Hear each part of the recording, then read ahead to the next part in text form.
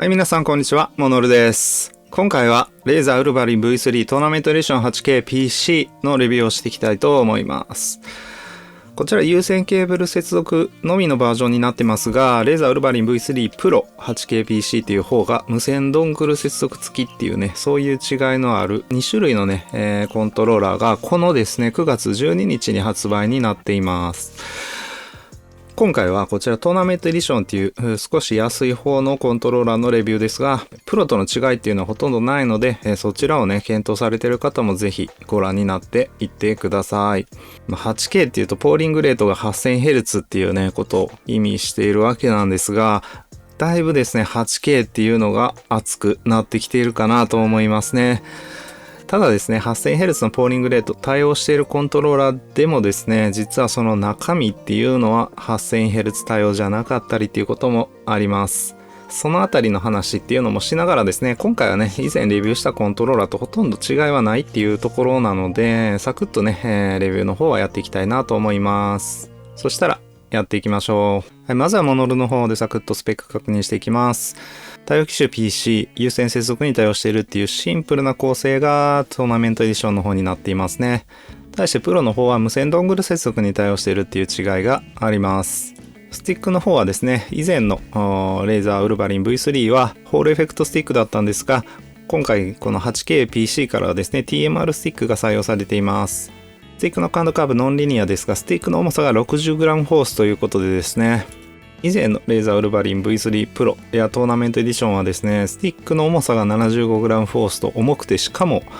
感度がね、かなり 40% 以上低感度っていうことで、非常にね FPS ゲームには向かないコントローラーでしたが、今回の 8K-PC の方ではですね 60g フォースと標準的な重さになって、しかもですね感度かなり改善されてます。背面4ボタン、ショルダー2ボタンっていう追加6ボタン仕様は変わらずですね、トリガーストップもマイクロスイッチボタンに変わるトリガーストップになっていてですね、最新のコントローラーに劣らないボタン配置になっています。ポーリングレートは実測値 7194Hz っていうことでした。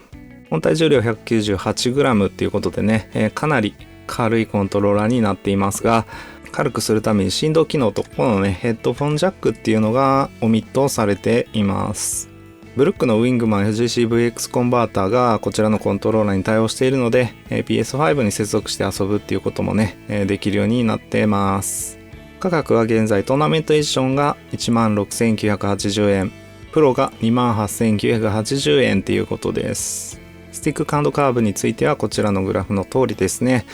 ホールエフェクト版の時と比べたらだいぶ改善されていますが、やはり TMR スティックらしい低感度なカーブを描いているかなと思います。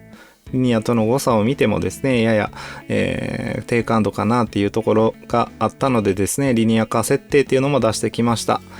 チーム入力でカスタム感度カーブ275という値を使うものになります。こちらのね、リニア化しても若干ですね、中立付近低感度差が残ってしまうっていうのが気になるところでした。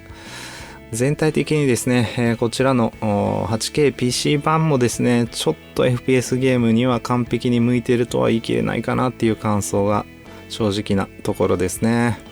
はい、スペックに関しては以上なんですが、レーザーウルヴァリン V3 のね、この 8K-PC 版のモデル違いっていうところなんですが、重量が若干違いますよっていうところと、もう一個ですね、ABXI ボタンのところ、フェイスボタンがですね、プロの方は PBT アクションボタンっていう風になってて、ちょっと改善されてるみたいです。以前のね、レーザーウルヴァリン V3 Pro はですね、普通のこっち側のね、ボタンだったかなと思うんで、この PBT アクションボタンっていうのが一体何が改善されてるのかっていうのはね、私ちょっとこのプロ版の 8K-PC 持ってないのでわからないところですね。もしかしたら以前のね、V3 Pro の方でもこの PBT アクションボタンになってるのかもしれないんですが、手元にあるね、プロと、こちらのね、トーナメントエディション、このボタンの違いっていうのは全然わからなかったです。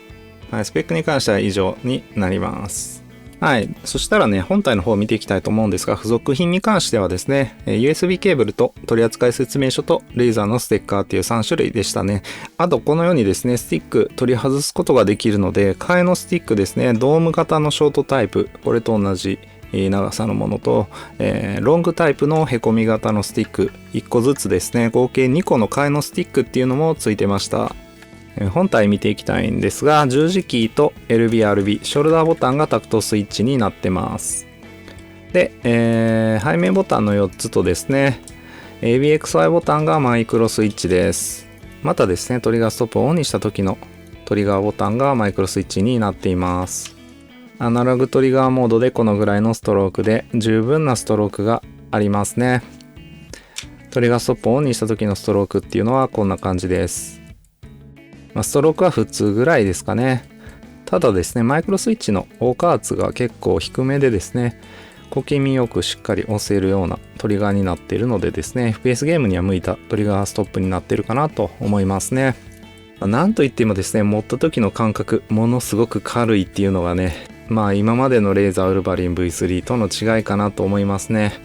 前作のプロと比較すると感覚的には半分ぐらいの重さになってるかなっていうような違いを感じます。プロが 300g でしたから、こちらがね今 198g っていうことで3分の2以下ぐらいの重さっていうことなんですが、すごく軽いです。あと1点ですね、大きな違いっていうのがですね、今までのレーザーウルヴァリン V3 はですね、 USB ポートのところがねこんな風に何も障害物ありませんでしたが、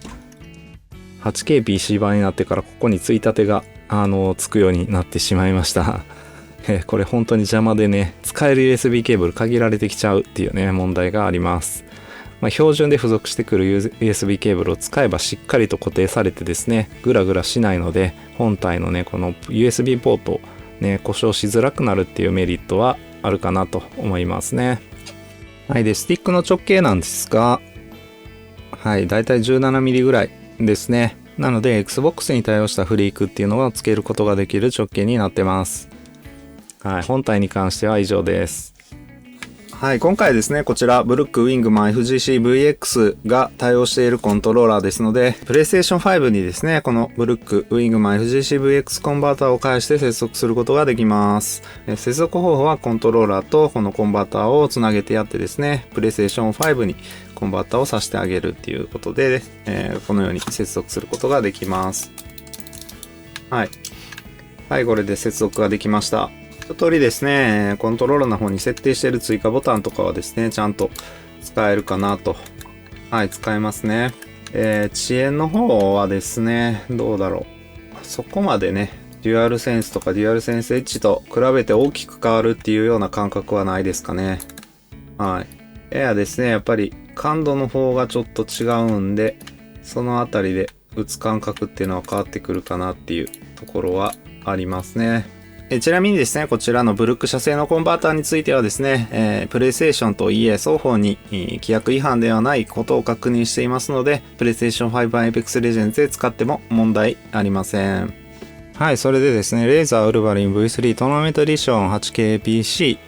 はですね、こちらレーザーシナプス4っていうソフトウェアで設定を行うことができます。こちらのソフト、私のやつはちょっとバグっててね、表示がおかしくなったりするんですが、これで見ていくしかないところなんですが、ボタンの設定っていうのはですね、追加の6つのボタンとこちらのシェアボタンですね、こちらだけ設定ができます。設定可能な項目っていうのはですね、キーボードのキーですね、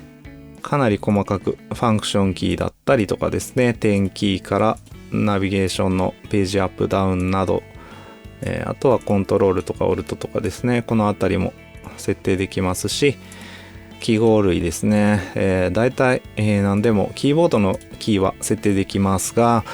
マウスの入力とかはちょっとね、設定できないという形になってますね。あとはコントローラー上のボタンでもホームボタンとかはね、設定できないという形になってます。一応感度クラッチっていうこのレーザーウルヴァリン V3 シリーズに搭載されているですね、押している間だけスティックの感度を変えるっていうね、そういうボタンにも設定することはできるようになってますね。一応無効化っていうのもできます。残念ながらですね、R スティック押し込みの無効化とかはね、できない仕様になってますね。で、有線のポーリングレートここで設定することはできますが、最初はですね、2000か1000かね、ちょっと低めに設定されているので、ここで 8000Hz を選ばないとですね、ポーリングレート 8000Hz にして使うことができません。方向キーの斜め入力を無効化するっていうね、そういうことも設定でできるようになってます。はい。で、スティックの方のデッドゾーンの設定とかもできます。最初はこれ、いくらかデッドゾーンが入ってますので 0% に設定をし直してですね、ドリフトが浮きますよっていうね、注意が出てくるので、これはね、続行ってやってやることで 0% 設定ができますね。サーキュラリティモードですね。標準四角形とサーキュラーっていう円形ですね。こちらスティックの外周部のね、形っていうのを選ぶこともできます。またね、二重デッドゾーン防止っていう機能もあるんですが、これね、私ちょっと基本オフで使っているので何かよくわからないですね。アンチデッドゾーンが入ったりするのかなと思います。で、感度クラッチの設定とかはですね、感度クラッチボタンがないとできませんが、一応こちらでね、感度クラッチのボタンを押してる時の感度っていうのをね、設定することができるようになってます。このあたりはね、レーザーウルヴァリン V3 と特に変わらないです。レーザーウルヴァリン V3 の時もね、だいぶ問題になった再キャリブレーションという機能がね、今は使えるようになっていますね。それぞれの左スティック、右スティック、個別にね、再キャリブレーションっていうのができるようになってます。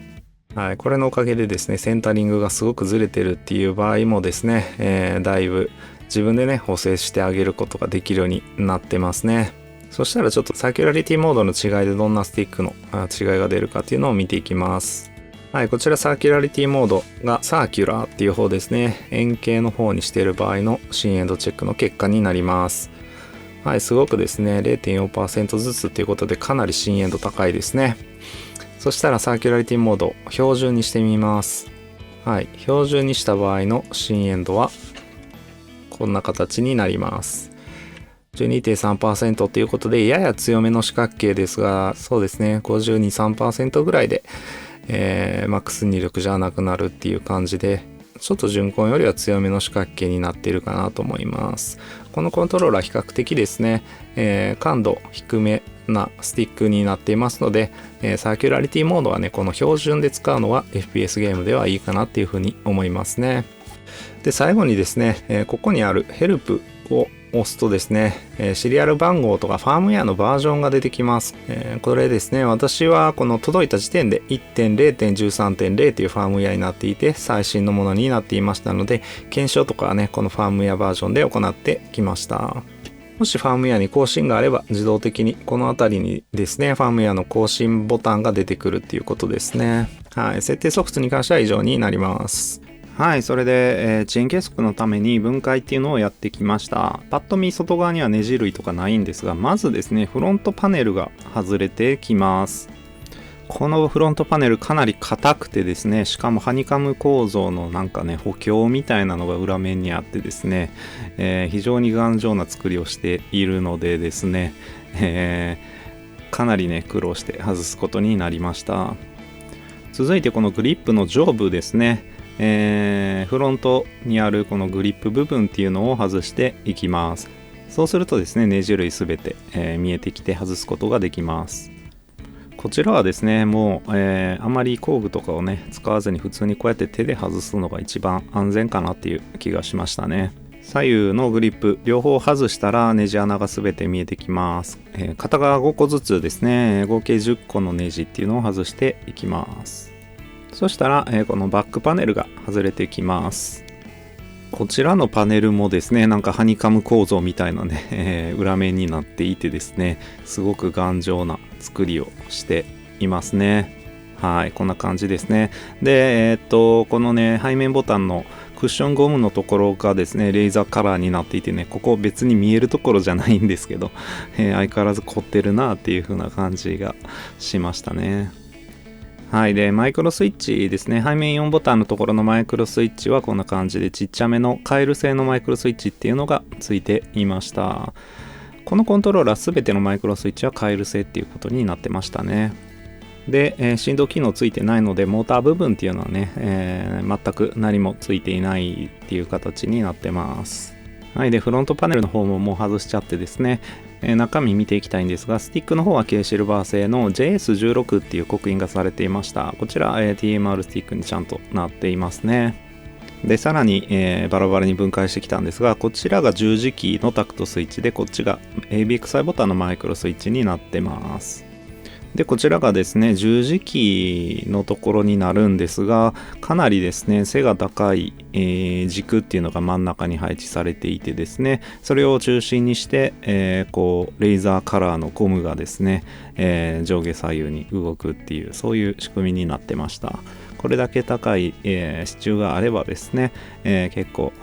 格ゲー向きな十字キーになるかなっていう気がしますね。はい、フロントパネルの裏側こんな感じでした。ちょっと今回もですね、電子回路を使ったやり方ではスティックの遅延の計測っていうのができなかったので、Y ボタンのところでね、ボタンの遅延っていうのの計測を行ってきましたので、そちらの結果っていうのを見ていただきたいと思います。はい、そしたらですね、GPDL で計測してきた結果をゲームパッド LA さんの方で見ていきたいと思います。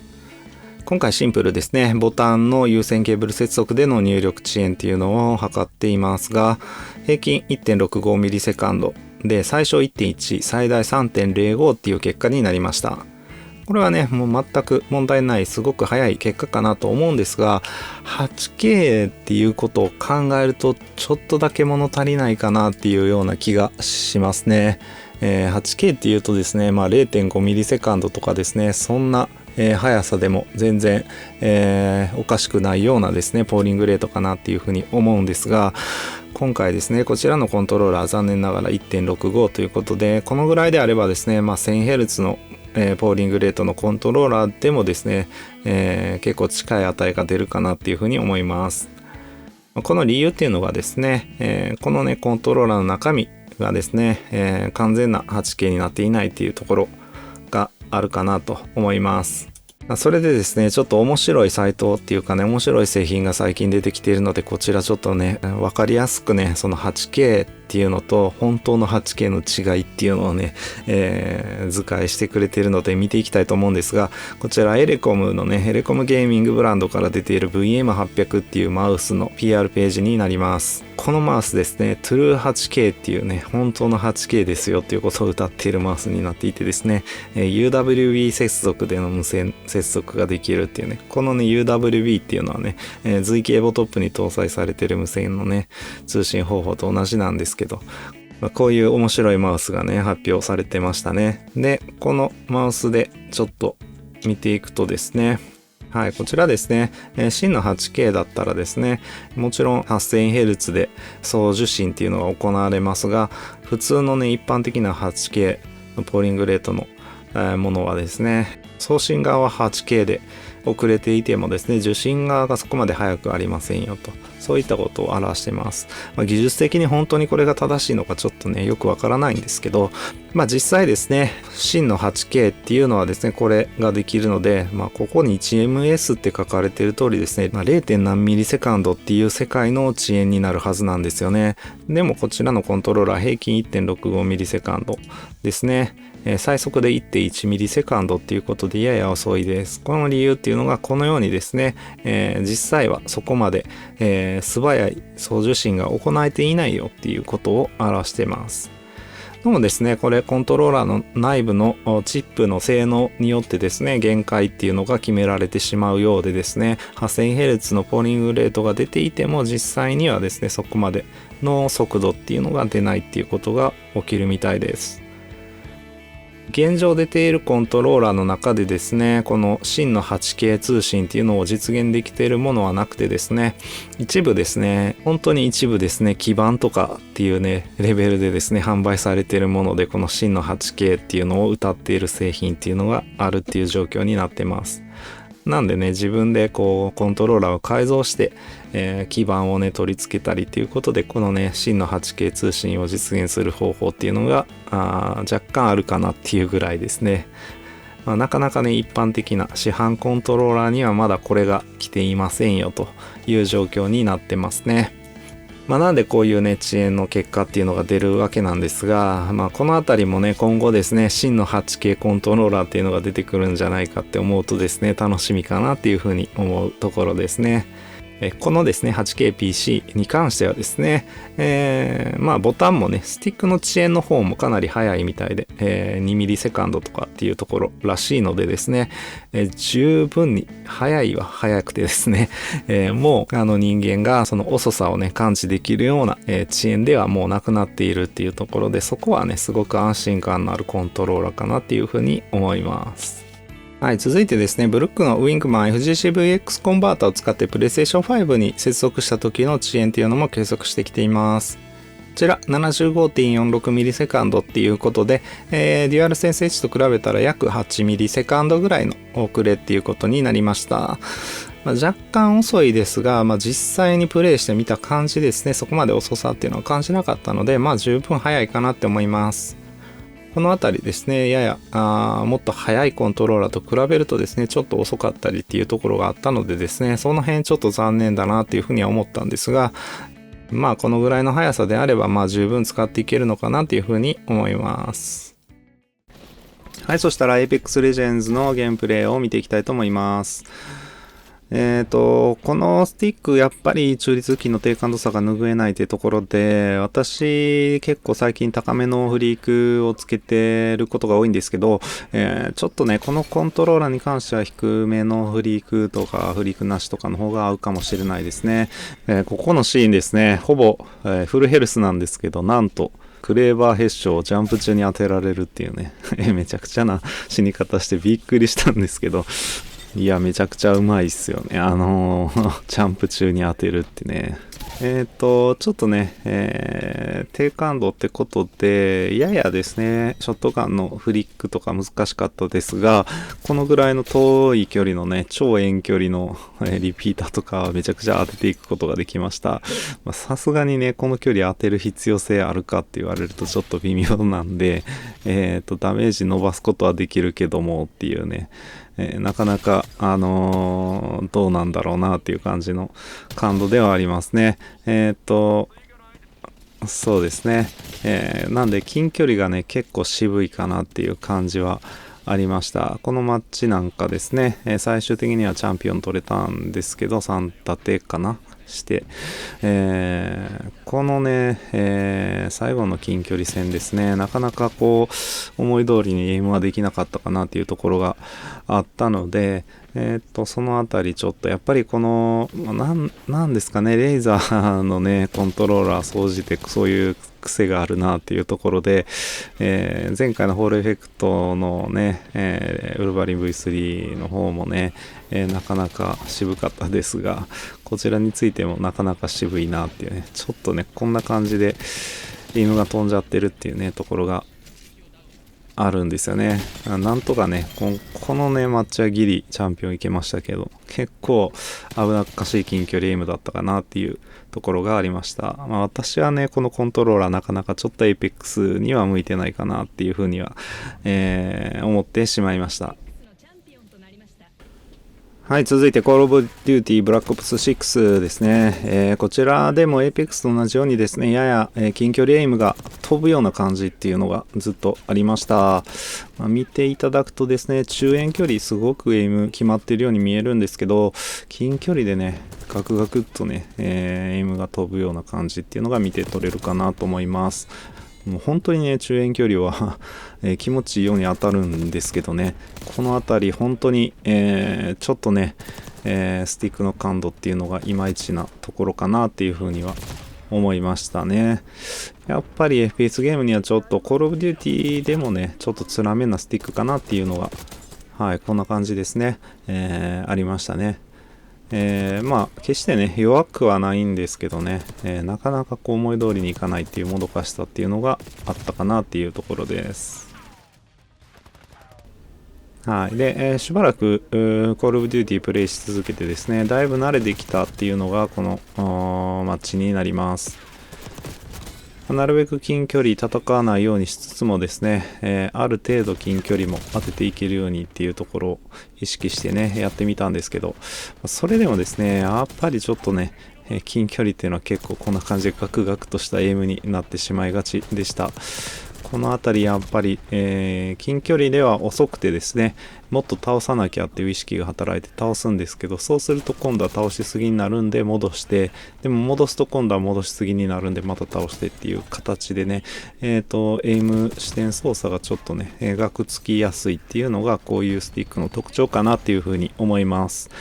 この辺りですね、なかなかね、ゲーム内感度とかでの調整が難しい部分になってきますので、このね、コントローラー側の設定ソフトでですね、自由にカスタム感度カーブっていうのをいじれたらですね、この辺り解消できるのでいいのになっていうふうに思いましたね。まあレーザーのねウォルバリン V3 に関しては以前のバージョンもかなりですね、再キャリブレーションできなかったりして大変だった記憶がありますが、もう一歩もうあとちょっとだけ改善してほしいなっていうふうに感じたところです。はい、そしたら十字キーのテストのためにスト6やっていきます。まあこれ前のレーザーウルヴァリン V3 プロの時とね、PXY ボタンと十字キーほとんど変わってないかなと思います。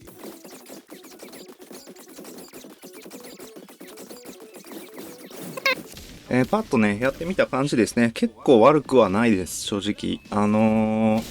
割とこの十字キーも ABXI ボタンも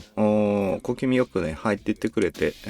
こういうハードコマンドとかもね全然しっかり入るかなって感じがしますね。ちょっと昇竜の下入力だけ難しいかなっていう感じはあるんですけど、結構いいです。ちょっとオーカーツが高めなので、そこがね、しんどい疲れやすいっていうところはあるかなっていうところですね。十分にしっかりと遊んでいける、各ゲーム遊んでいける感じで、しかもねコンボのこう入力精度とかも全然悪くない感じで、割と私は、以前ね、レーザーウルヴァリン V3 プロの時どういうレビューしたかなって、この頃多分スト6のレビューとかしてなかったかなって気がするんですけど、割と悪くないなって正直思います。ただ向いてるかっていうかね、本当にやりやすいコントローラーと比べてすごく優れてるってわけじゃないんですけど、全然これはこれでありって感じはしますね。よいしょ。十字キーに関してはねかなりストローク短めでこうカチカチ入っていく感じですね。なんでそこもちょっとねやりづらいって感じる方もいらっしゃるかなっていう気はしなくはないところで、手放しでね大絶賛できるっていう感じではないかなっていうところなんですけど、やっぱりちょっと連打が遅めになっちゃうかな。そうですね。全体的にちょっと連打はいつもよりかは遅めな感じで、それが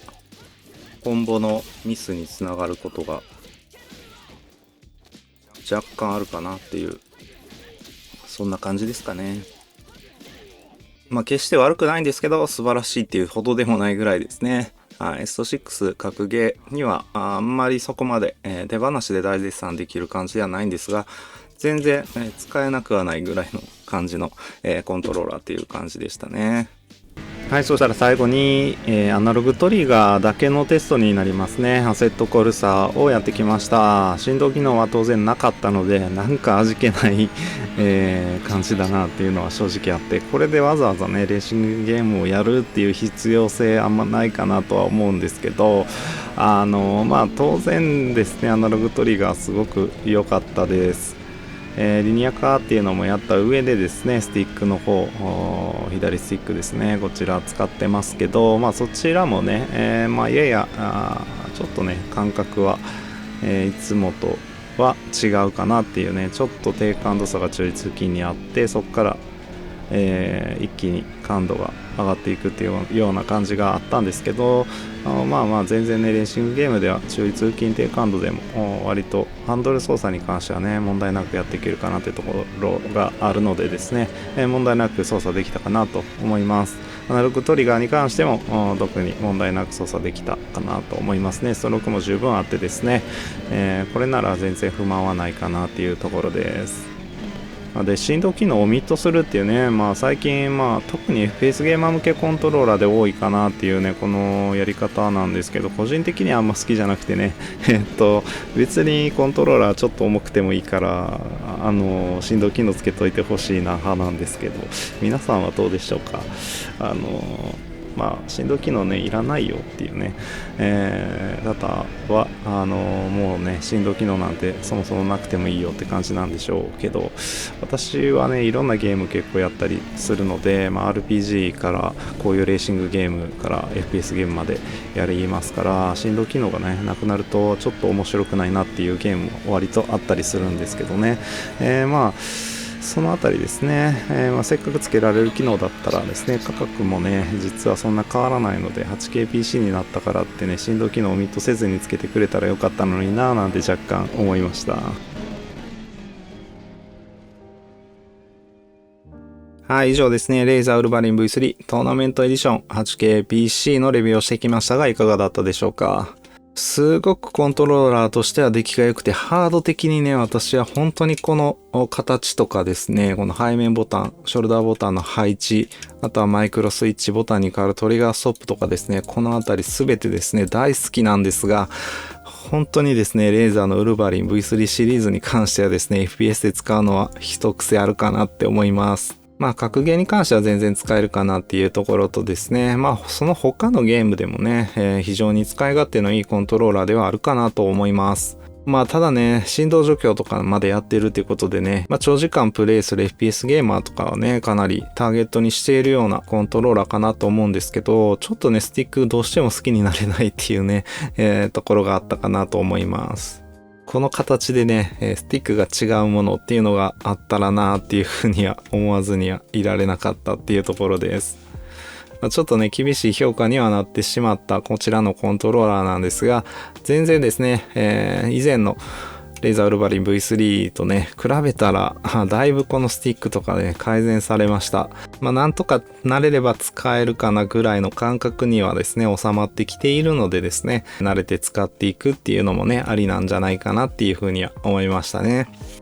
はい、それで私はこちらのモノルっていうね、ウェブサービスの管理人もやっています。今回ご紹介したレーザーウルヴァリン V3 トーナメントエディション 8KPC のいろんなスペックデータとかも載せていますし、スティックカーブとかもね、他のいろんなコントローラーについても同様に載せています。価格も随時更新中です。